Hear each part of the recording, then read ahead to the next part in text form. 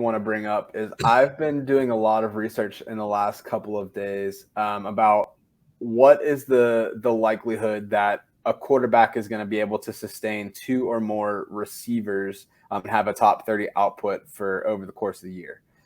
So it's happened 46 times since 2015. And looking at the numbers, the lowest number of yards that a quarterback has had is 3719, which is going to be 218.8 yards per game.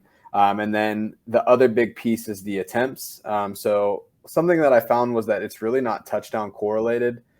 We've had situations where QBs have had under 20 touchdown passes and supported 2 QBs. So really the two things to look for is, do they have the volume, especially in a PPR format? They may not be scoring a lot of touchdowns, but they're throwing the ball a lot. It's got to land somewhere. And the other piece is the yards. So if we're looking at the numbers here, 95% of the quarterbacks that supported 2 wide receivers, they had at least 230 yards per game. If we're looking at stats from last year, Tua topped out. He was at 204 yards per game, so he's going to need like another 25 yards or so to hit that minimum threshold. About 75% were at 250 or more, which is a much larger jump. So to me, I don't think it's feasible. I know that there's a lot of talk about Tua being able to do this and support both, but frankly, I don't see it. I think if you feel one way or the other about those 2 guys, I'm going to follow the money, but I don't think it's sustainable. I think one of them is going to fall outside of the top 30 this year. And I suspect that it's going to be Waddle, especially knowing that Gesicki is still there in the slot as well, and he gets a lot of slot snaps. But I think they end up fighting into each other. The other thing to note is that it's a lot harder to get a number 1 wide receiver whenever there is a second player that's there.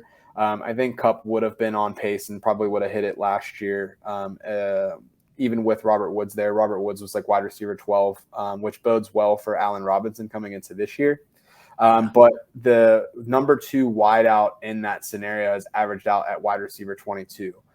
So even if they were to hit that, there's only been, let's see here, 8 instances in the last 7 years or so where we've had 2 number 1 wide receiver seasons. So, and that would have been like Metcalf and Lockett, Antonio Brown, Juju Smith-Schuster, Nelson and Adams, Jefferson, Thielen. Thielen's actually on this list a few times. But it's very hard to have 2 players ranked where they are in their ADP performing at that level. So one will probably be a lower end wide receiver 1. If Tua is able to take the next step, the other one will probably be a lower wide receiver 2. For me, I don't want to take that risk that early in the draft.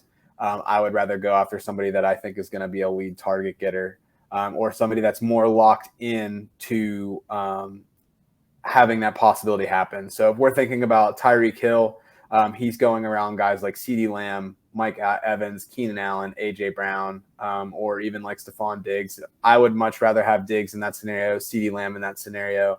If you're thinking about Waddle, the tier that he's in with Brown, Higgins, Pittman, Deontay Johnson, McLaren, I would say Waddle probably falls in the bottom of that tier for me.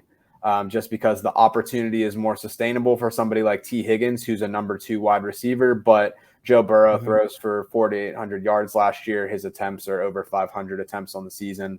But yeah, it's not going to be sustainable for them to have them both produce, or Tua is being way undervalued by everybody in the community. But I think the 2 is garbage. So